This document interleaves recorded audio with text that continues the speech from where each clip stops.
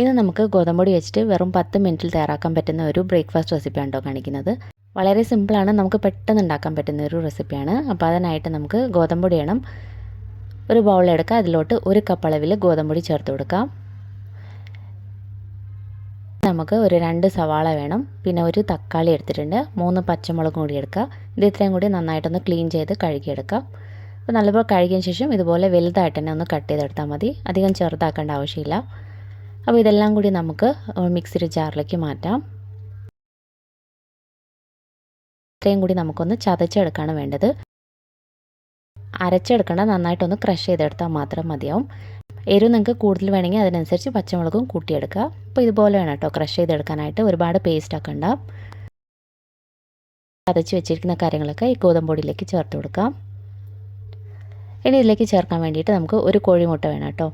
അപ്പോൾ മുട്ട കഴിക്കാത്തവർക്ക് ഇത് സ്കിപ്പ് ചെയ്യാം. മുട്ട ഇല്ലാതെയും നല്ല ടേസ്റ്റി തന്നെയായിരിക്കും. ഞാൻ 2-3 പ്രാവശ്യമൊക്കെ ഉണ്ടാക്കിയിട്ടുണ്ട്. മുട്ട ചേർക്കേണ്ടവർക്ക് ചേർക്കാം, കഴിക്കാത്തവർക്ക് ഒഴിവാക്കാം. അപ്പോൾ 1 കപ്പ് അളവ് ഗോതമ്പൊടിക്ക് നമുക്ക് 1 മുട്ടയാണ് വേണ്ടത്. അപ്പോൾ നിങ്ങൾ കപ്പ് ഗോതമ്പൊടിയൊക്കെ എടുക്കുന്നെങ്കിൽ 2 കോഴിമുട്ട ചേർക്കേണ്ടി വരും.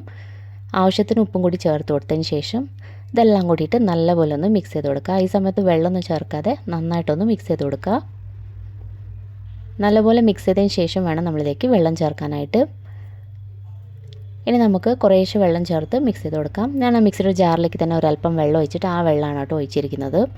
കട്ടയില്ലാതെ നന്നായിട്ടൊന്ന് മിക്സ് ചെയ്തെടുക്കുക. അപ്പോൾ ഇതാ നമ്മൾ നല്ലപോലെ മിക്സ് ചെയ്തെടുത്തിട്ടുണ്ട്. നമ്മൾ സാധാരണ ഗോതമ്പ് ദോശയുടെ ഒരു പരുവത്തിൽ മാവ് മിക്സ് ചെയ്തെടുക്കുക. ഇനി ഈ മാവ് റെസ്റ്റ് ചെയ്യാനൊന്നും വെക്കണ്ട കേട്ടോ. നമ്മൾ മിക്സ് ചെയ്തെടുക്കുക, ഉടനെ തന്നെ നമുക്ക് ദോശ ഉണ്ടാക്കിയെടുക്കാം.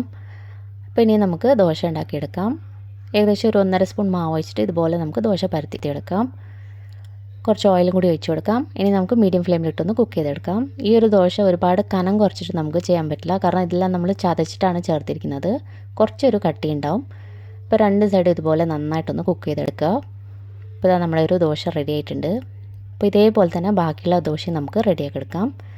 1 കപ്പ് ഗോതമ്പൊടിയിൽ നിന്ന് നമുക്കൊരു 7 ദോശ വരെ ഉണ്ടാക്കിയെടുക്കാൻ പറ്റും കേട്ടോ. അപ്പോൾ നിങ്ങൾക്ക് കൂടുതൽ ദോശ വേണമെങ്കിൽ അതിനനുസരിച്ച് മാവ് എടുക്കുക.